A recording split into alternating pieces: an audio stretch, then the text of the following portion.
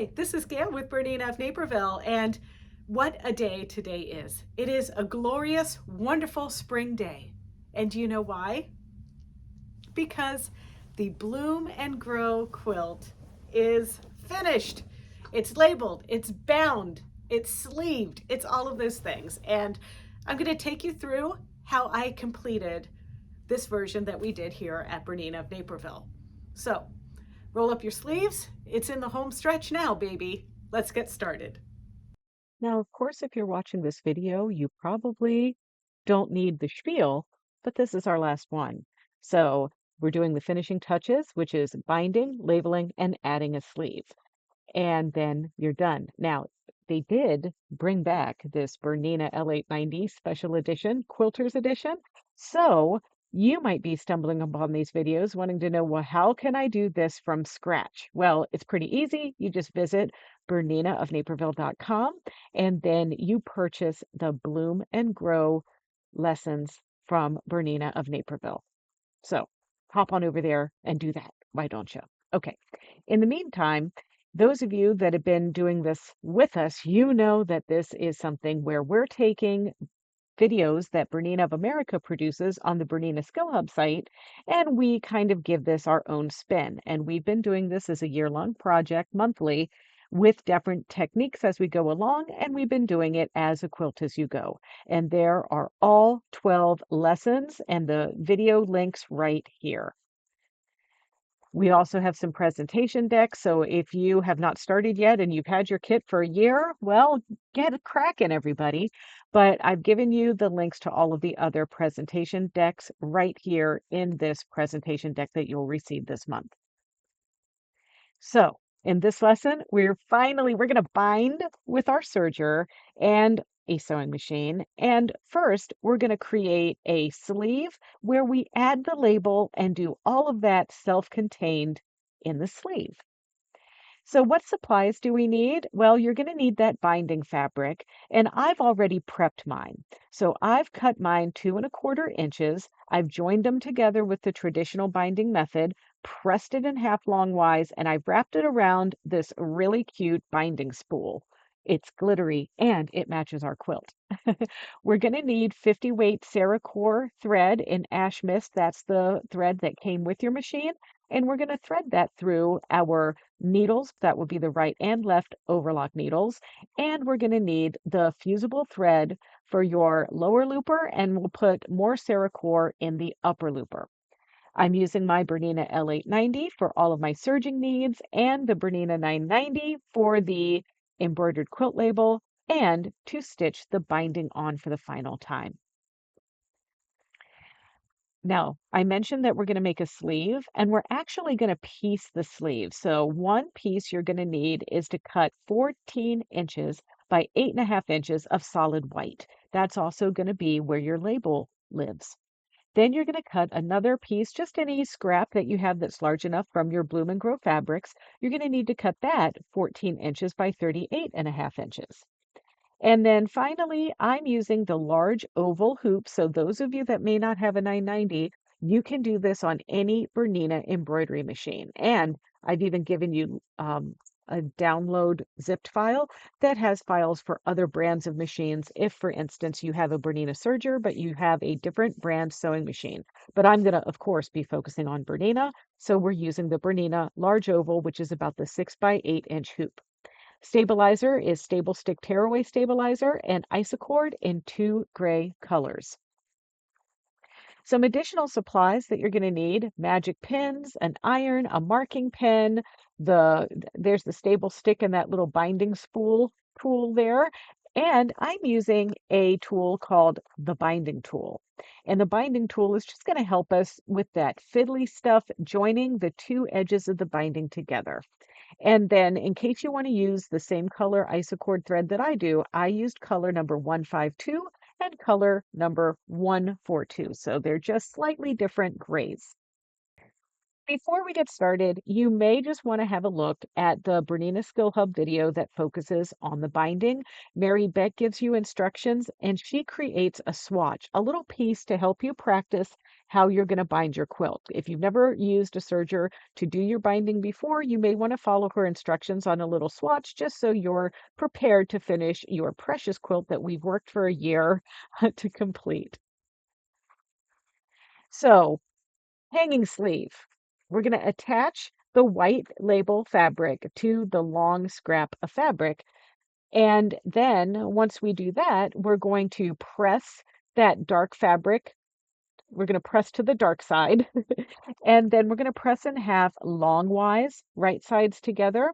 And the reason why we're going to do that is because it's going to create a little area where we can measure off and center where our quilt label is going to go. And I like this method because I just simply do not like to do hand sewing of a label onto my quilt when I'm done. It is like the one thing that I struggle with. So the important thing here is to place your sleeve on your sewing table with the raw sides up and the white label area at the upper left. And this way, when we stitch it out and we make sure that we've got the top of our sleeve to the left side there, we're going to put that to the side where the hoop is going to clamp onto the machine. Otherwise, if you do it the opposite way, you're just going to want to make sure that you orient your design in the hoop the appropriate way because we don't want to put our label upside down. Then we're going to hoop the stabilizer only in the Bernina large hoop with the paper side up. And don't trim the paper until your work is completely squeezed together there in the hoop. And then you're going to tear away the paper to expose the stickiness of the stabilizer. You're going to place that marked piece of fabric down in the hoop and hold it in place and get ready to embroider.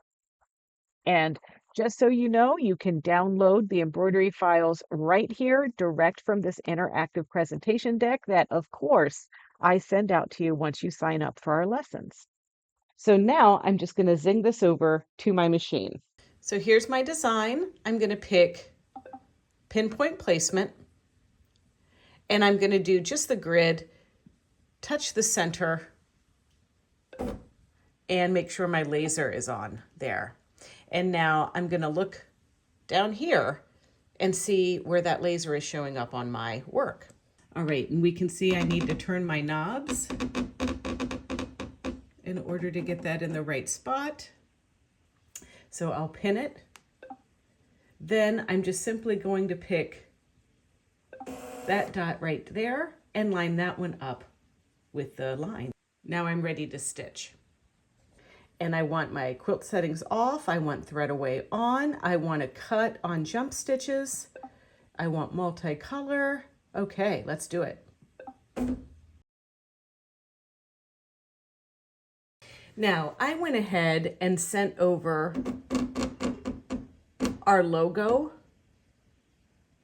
and everything so I can put it on here, and I need to just slightly rotate it just a little bit.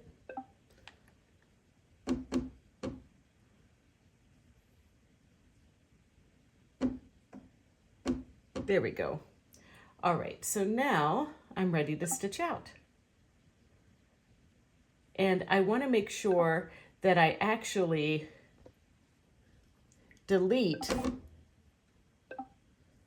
the label because I don't want to stitch it twice.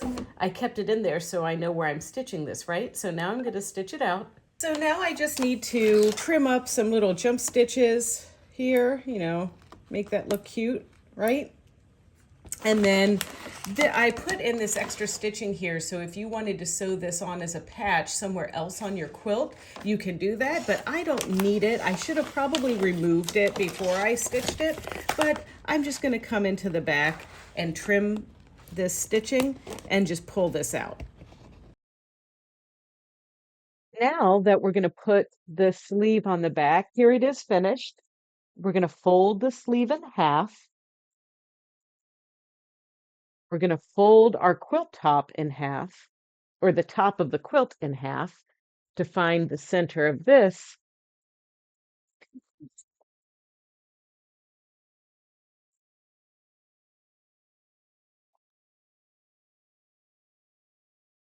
And we're going to join these two pieces together.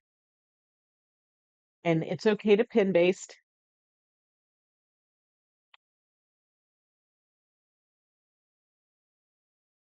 And the raw edge of our sleeve and everything will then be encapsulated in the quilt binding. Let's prep the binding. So according to our binding tool, we need to leave a 10-inch tail like this. And we can use a pin or we can draw. I'm going to use a white chalk marker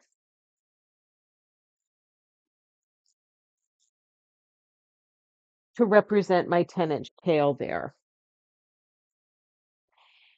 And I'm going to mark both sides of it.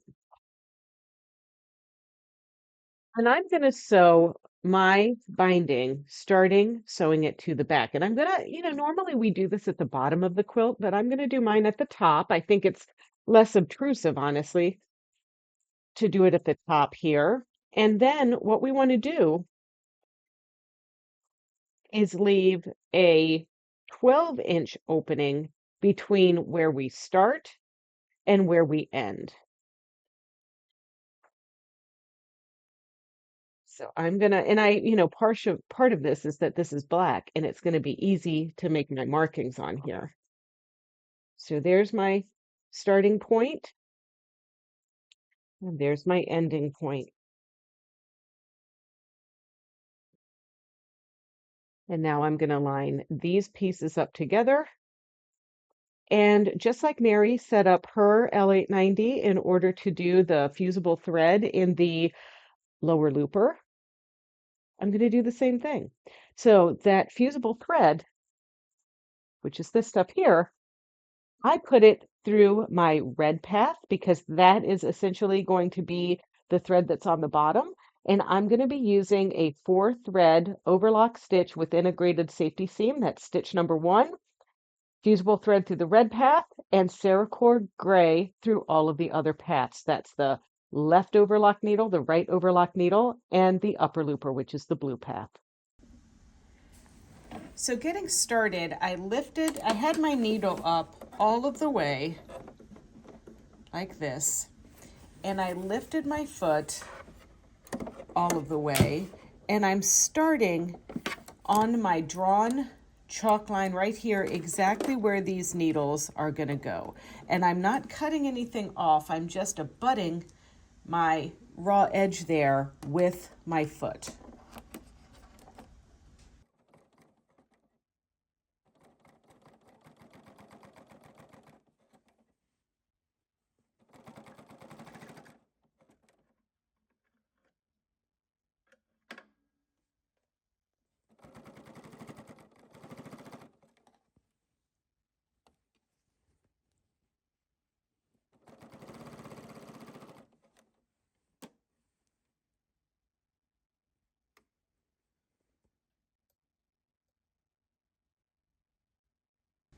And you might remember in the Bernina Skill Hub videos where Mary Beck shows you how to miter, we're going to do the same thing.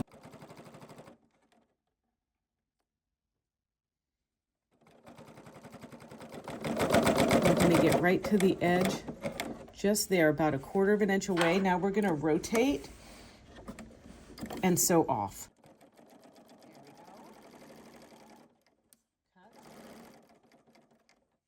Then we're going to miter, which we bring this piece of fabric up like this and bring it back down like so. Just like this. And now we're going to turn this around and stitch.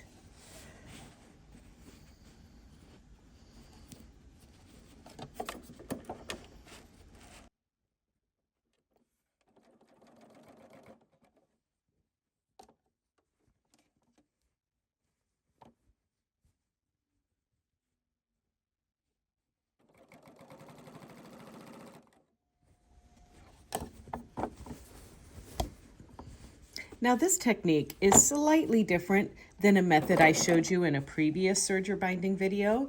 I sometimes prefer to stitch my binding on by sewing machine, then come back and reinforce it with this method that I'm showing you now, then sew again with the machine. This method, we're skipping the sewing this down with the sewing machine part.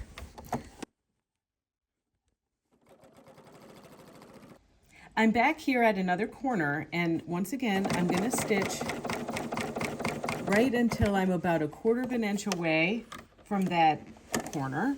Then I'm going to angle it and miter off.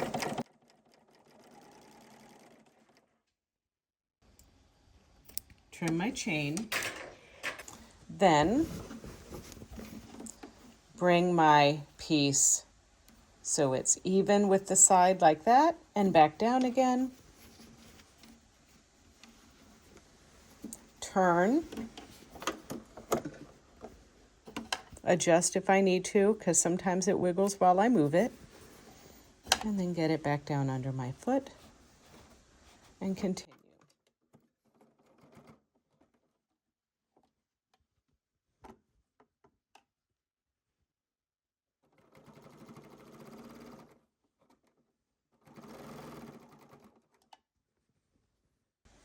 And then I will just repeat that on my other 2 corners.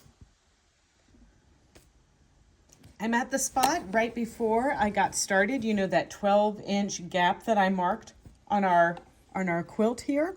And so this pin represents exactly where I need to stop. And there's no back tacking on a serger, so I'm right at that pin. So now I'm going to lift my needle out with my heel tap on my foot control, lift my presser foot, and gently pull, oopsie daisies, and cut those threads. All right, so now let's go to the drawing board and have a look at how we use that binding tool. So here is our piece. This is that 12-inch gap here that our little binding tool tells us that we have to leave, right? Let's go to a video that I made using this tool precisely, because sometimes, let's just put it this way, we don't need to reinvent the wheel every time. Let's go to the videotape. It's time to revisit our intersection here, and I think a lot of quilters will agree with me that this is like something that baffles your mind when you try to join your 2 pieces here. So why I stressed starting with our 12-inch distances here is because this tool is designed for lining something up like this, and then you're going to fold this over like so, and then you're going to mark based on that mark right here. So we line that up and do this, and I just do like a little line there as well. Then we're going to turn this around to do the other side, and we're going to mark it on the other side as well, right at this line here. Once we do that, we can cut. And I recommend, if you're new to this, you might draw a line and then cut. But basically, on this right side here, you're going to take your piece and you line this center line up like so, and you're going to cut. And you also are going to cut the little notch. Now we're going to take this piece, which now has to sit like this, and we're going to line this up with the line, but this time this one is going to sit like this. So that's our line that we drew from this registration mark, but you line tip A up to that, and then you cut. Okay, then when you go to attach your pieces, you're going to line that little tip that got cut off even with here, and then this tip that got cut off even with this, and stitch your 1/4 inch. Okay, so back at our piece after we've mitered our binding, we're going to just line this up again, get started, and finish off this gap seam here.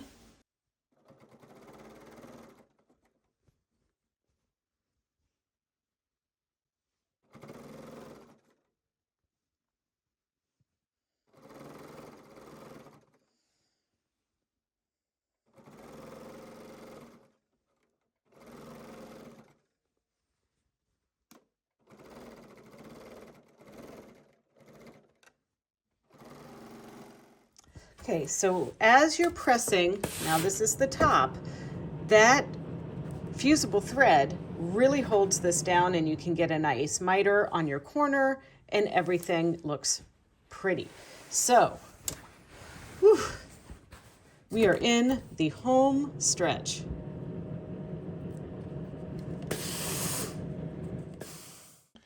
So here I am back at the 990 and I've got the number 10D foot on, and this has a little guide on the foot. I've made numerous videos doing bindings with this foot, and with this foot I'm going to adjust my needle position 3 clicks to the right.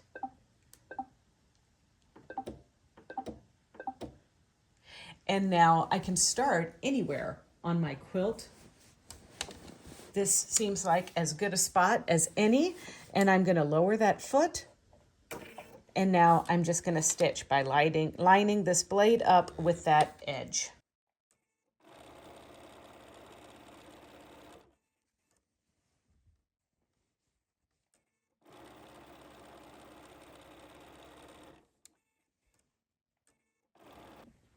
And now you can see with that guide, I'm just off the edge of my binding here, and then it looks like a proper top stitch there, like so. So that's what it's going to look like as we go through this whole thing.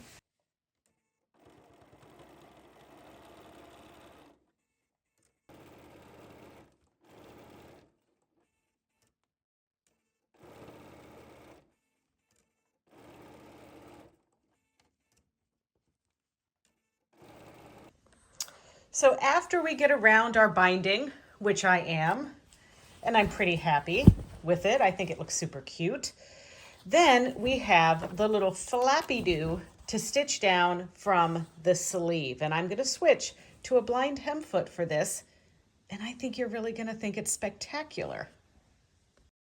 So we have our sleeve here, and the idea is that we want to stitch it with a blind hem. And so the idea is when the needle swings to the right, it's going to be stitching on the sleeve. And when the needle swings to the left, it's going to catch just a little bit of that. So I'm going to re-pin just so I can remind myself how this is going to go on my machine. And we want to take just a wee little bite out of the quilt. We won't see that stitching on the other side. It's just going to show on the back side.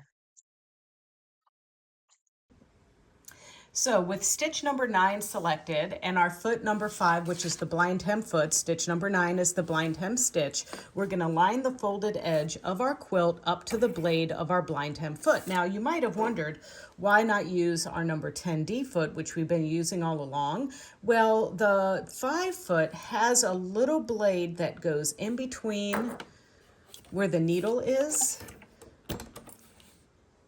See that? And it gives loft to the stitching so it doesn't tunnel. And I'm going to backtrack just a little bit. And sometimes I have to move my needle over just a couple notches.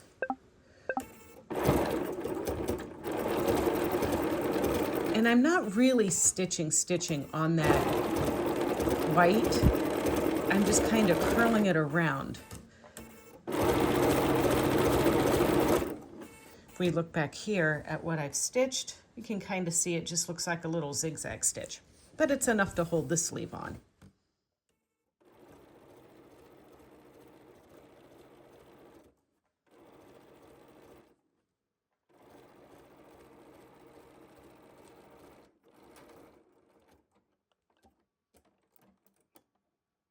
Here's our sleeve sewn on. Oops, I still have a pin there.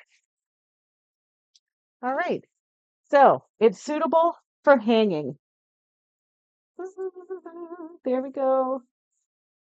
And I really love putting the label on the sleeve because there's no hand sewing for Gayle.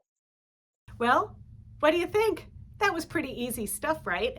And pretty fun. I mean, Bonaparte is completely uninterested, but that's okay.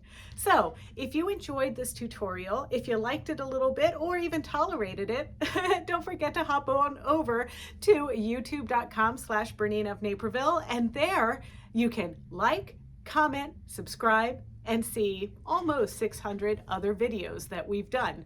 But in the meantime, I just want all of you to know that you have totally earned your hashtag #overquilter if you've completed this project. And if you are just starting, well, I have tried to make it a little bit easier for you to get started. Thanks.